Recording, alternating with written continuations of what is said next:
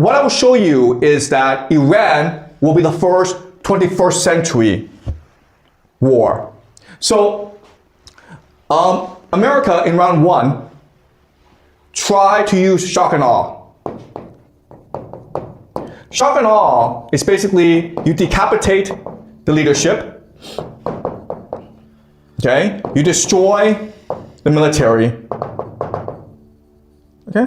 And you destroy production. Right? That's the idea of shock and awe. I come in, I kill your leadership, I kill your military, I kill your war factories. And you do it as soon as possible. But this is not working against Iran because they prepared this war for 20 years, so it's decentralized, okay? So you've killed their leaders, but they don't care because they just have new leaders coming into place. Their military is hidden, okay? They're hidden in mountains, and their factories also hidden in mountains as well. So even though the Americans have really destroyed much of Iran's war fighting capacity, Iran is still in this fight. So what's going to happen is that over the next few months, America is going to shift its strategy into a 21st century war strategy, okay? Which will have three components. Okay? The first component is economic strangulation. I will destroy your economy, your entire economy. Second is ethnic tension. I will try to create as much conflict as possible between the different peoples in Iran, okay? And the third thing is destroy civilian infrastructure. Basically, I want to destroy people's capacity to access water, electricity, and food, the basic necessities of life. Why do I want to do that? Because if people cannot access these things, they get angry, right? Then if they get angry, I can channel this anger against the government. Because it's easier for them to attack the government than it is to attack the US military, which is the ones destroying all this infrastructure. So this is what a 21st century war strategy looks like. And this is what the Americans will deploy in Iran over the next few months. Now, why haven't they done this before? Well, because these are war crimes, okay? There are lots of treaties, the Geneva Convention, that prohibit you from fighting these wars. But as the Americans become much more desperate, as they continue to lose this war, they'll be like, screw this, I'm gonna win this war no matter what it takes, okay? So let me show you how this war will be fought. So right now, they're trying to target weapons. They're trying to target military bases. That doesn't get you anywhere, okay? You need to better use your weapon systems because you just don't have enough munitions to destroy the entire Iranian military. Okay, so you have to be strategic now. And so you target things that have huge impact on the civilian population as well as the economy, right? So the most basic thing is water. Okay, look guys, these are all dams and reservoirs around Iran. Okay, I don't have to destroy all of them, but I strategically destroy some of them. This is going to create a lot of pressure on the civilian population. They'll be very angry, they might protest against the government, okay? Also, transportation networks, right? These are roads and railways. This is important because Tehran is a city of 10 million people, and they do not grow their own food. They require food to come from the countryside, from elsewhere. So if I attack the roads leading to Tehran, if I attack strategic hubs, then it's very hard for food to move from place to place, okay?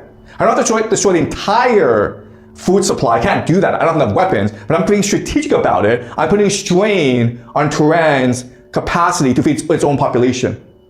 Power plants, okay? These are all power plants around Iran. And it's really easy to destroy these power plants, right? So does that make sense? So the idea is, war, the rules of engagement require me to only attack soldiers and only attack weapons. But eventually I'm going to run out of munitions if I keep on doing that. And it's not going to destroy Iran's capacity to fight. They won't surrender. So now I need to be more strategic with how I use my munitions, how I use my bombs. And so I want to create as much damage as possible. And the best way to do that is by targeting key infrastructure, power plants, desalination plants, roads, railway networks. Okay? I can't destroy all of them, but I can create as much havoc as possible over time so that the civilian population gets very angry. So my best weapon in this war are no longer my planes and my aircraft carriers. My best weapon is the Iranian people themselves. And this is what the 21st century war looks like. It's very slow. It's very methodical. It's pretty evil. Okay? All right.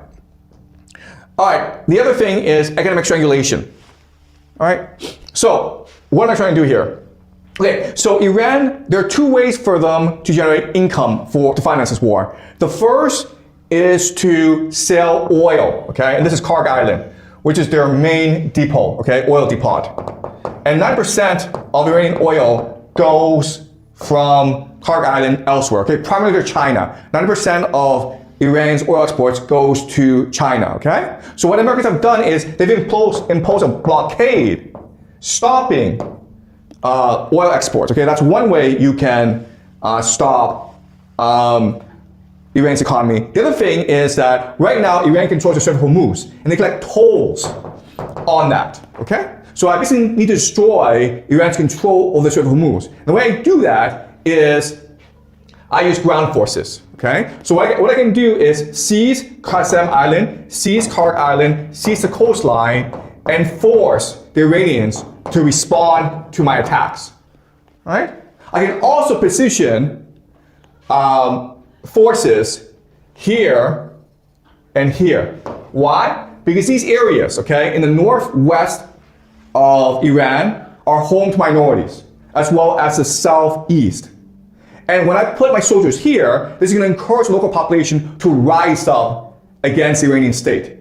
And now what's going to happen is that Iran will now send forces to respond to all these ethnic insurgencies around Iran, okay? So before, Iran could just focus its resources on controlling the Strait of Hormuz. I'm like, screw that, I'm going to expand the battlefield so that Iran is forced to deal with multiple threats. At the same time, I'm going to collapse their economy. All right? Okay, so this is what the 21st century war looks like. It's slow. You focus on strangulation as opposed to a knockout punch. All right. So one way to understand what's happening is that the Americans have been doing this for a long time, but more subtly. All right. So in 2012, the Iranian president named Ahmadinejad, he accused the Americans of conducting weather warfare against Iran, mainly by creating droughts in Iran. And how do you do that? Well, it's cloud seeding, right? It's cloud seeding. So the idea of cloud seeding is that you shoot up a chemical called silver iodide into clouds, forcing it to rain. Okay? When you do that, well, the clouds dissipate the rain elsewhere and they don't go to Iran, okay? So in 2019, there's a real fear that Iran would suffer from long-term drought. And regions like Dubai, which the Iranians claim to be the source of this weather warfare, they experience droughts, floods, okay? All right? So again, I don't know how science works, and this is all rumors. But it does make sense where the Americans would use weather warfare against Iran, forcing rain to come down in Dubai to deny rain to the Iranians. Okay? There's a conspiracy theory that these war governments are conducting weather warfare using something called HAARP. Okay? Now, HAARP was originally designed in order to study the ionosphere. But some conspiracy theorists claim that HAARP can be used to create extreme weathers, including hurricanes, cyclones, flooding, droughts. I don't know, okay? I'm just pointing this out there. What we do know is that in 1962, Lyndon Johnson, who became president of the United States, he had a very famous quote at a speech. And he basically said, he who controls the weather will control the world. Okay? The future warfare is not about weapons, it's about weather.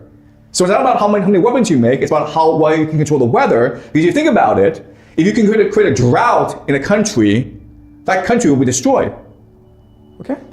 And they put a lot of resources into developing weather warfare. And we know that from 1967 to 1972, the Americans created something called Operation Popeye. Okay, so this during the Vietnam War.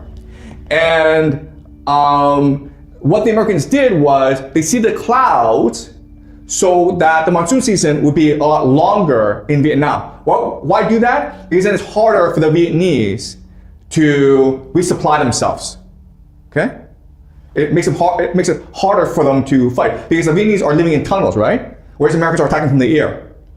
All right? So this is pretty well known. Operation Popeye is something that the Americans did do in Vietnam, and they do have weather manipulation technology. The question is, the debate is, how effective this technology is, and how powerful is it, and how scalable is it, okay? Okay, that's the debate. We're already seeing elements of 21st century warfare being implemented around the world, okay? So look at Cuba. There's now a oil embargo on Cuba, and so there are blackouts. All right? So again, the intention is not to kill civilians, the intention is not to fight a war, the intention is to economically strangle a nation so that eventually the population wants to overthrow the government. And already what we're seeing is, these past few months, lots of accidents around the world that's destroying the world's oil supply. Okay? But there's one region of the world that doesn't really care about the loss of refineries, the loss of oil supply, and that's North America. Because North America is extremely wealthy. And so if the rest of the world is facing energy scarcity and food scarcity, it's gonna have to beg North America, United States, Canada, Mexico for resources. And this allows the Americans to better control the world. Okay? Again, this is what 21st century warfare looks like.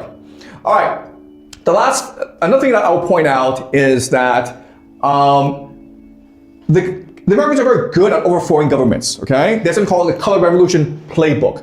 Color Revolution Playbook. And so what the Americans do is they basically invite young people from different nations to come to America to learn about democracy and to learn about how to organize protest movements, how to overthrow the government in order to promote democracy.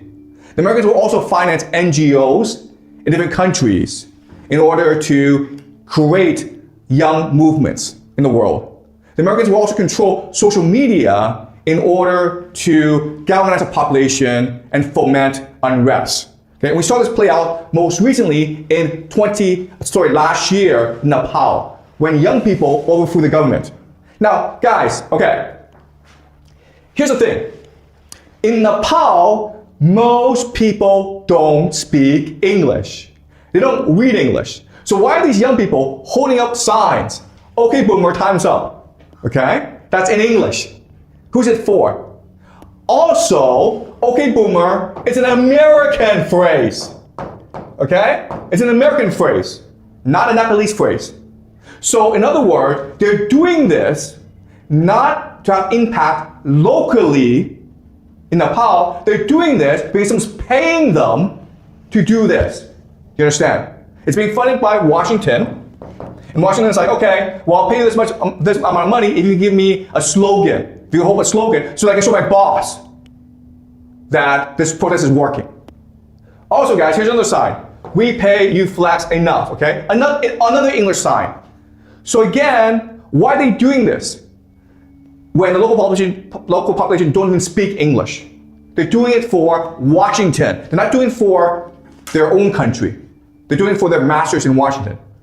All right, does that make sense? All right, and this is very common in the world today, where these protests are being orchestrated by Washington for Washington, as opposed to being organic.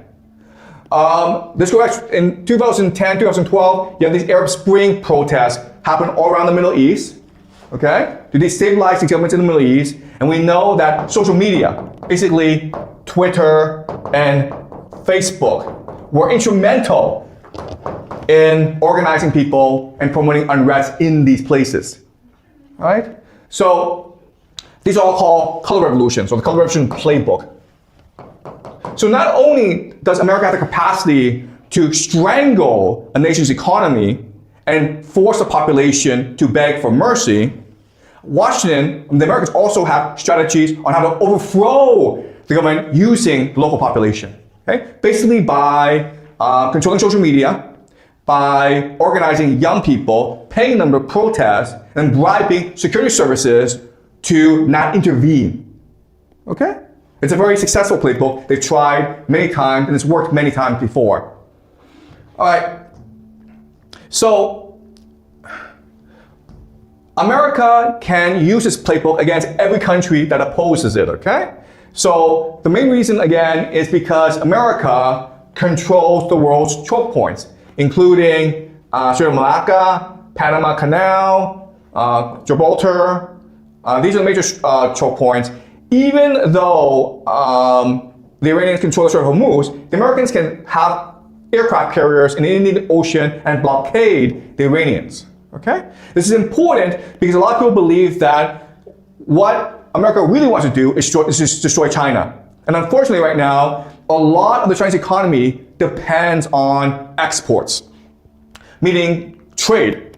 If you can't export, your economy can suffer a great deal. When your economy suffers a great deal, you lose GDP, you have unemployment, and it's possible that you have protests happening in China because of the collapse of the economy. Okay? So that is what a 21st century war looks like. Okay? You don't send troops, you don't destroy. What you do is you strangle people to death and force the people to rise up against the nation state. Okay? And so the concluding message is this. Ultimately, to fight a 21st century warfare, okay?